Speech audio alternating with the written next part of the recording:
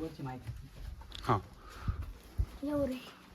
थोडं खाली जपून यावं. म्हणजे काय झालेलं रिसेंटली इथल्या फरशा काढल्या आहेत ना, तर थोड्या अच्छा, इथं फरशा पण होत्या का? नाही फरशा नंतर टाकल्या होत्या. अच्छा, तुम्ही टाकल्या होत्या.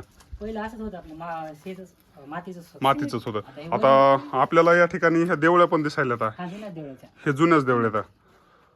तर प्रॉपर सगळ्यात जुनी देवळी बघा, म्हणजे व्हेंटिलेशन साठी बघा एकच देवळी कोणती?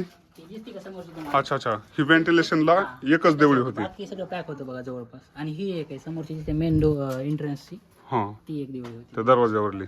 तर अशा पद्धतीने मित्रांनो या ठिकाणी देवळे आपल्याला पाहायला मिळत आहेत, जे की ही पण जुनीच देवळी ना? जुनी देवळी जुनी. अच्छा, हे देवळे आहेत.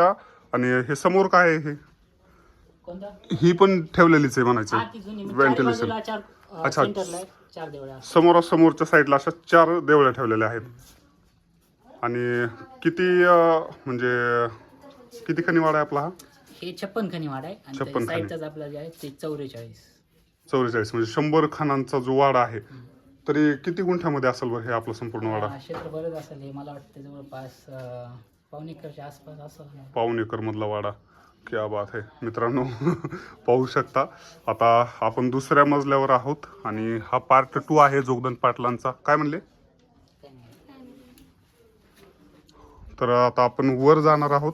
वर आपल्याला काहीतरी पाहायला भेटणार आहे.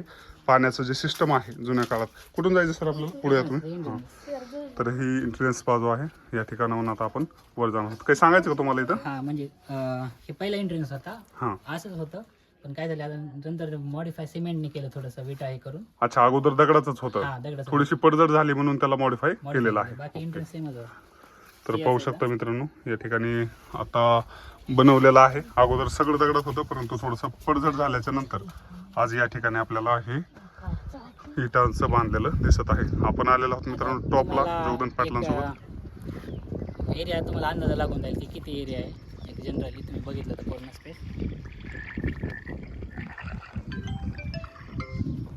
खतरनाक हा संपूर्ण वाडा जोगदंड पाटलांचा. तुमच्या आजोबांचं नाव काय म्हणले? पंजोबांचं? श्रीपतराव जोगदंड. श्रीपतराव जोगदंड यांनी बांधलेला आहे. सर तुम्ही असं इकडल्या साईडला या. पत्र पोळायला नाहीत का? हा पोळायलेच ना. पण तुम्ही मला जी हेल्प केली आहे हा या वाड्याचं शूट करण्यासाठी, त्याबद्दल मी मनापासून धन्यवाद देतो. डेडिकेशन सर भारी आहे. आणि आतमध्ये भिंत म्हणजे कशासाठी लावलेली ती? कोणती भिंत?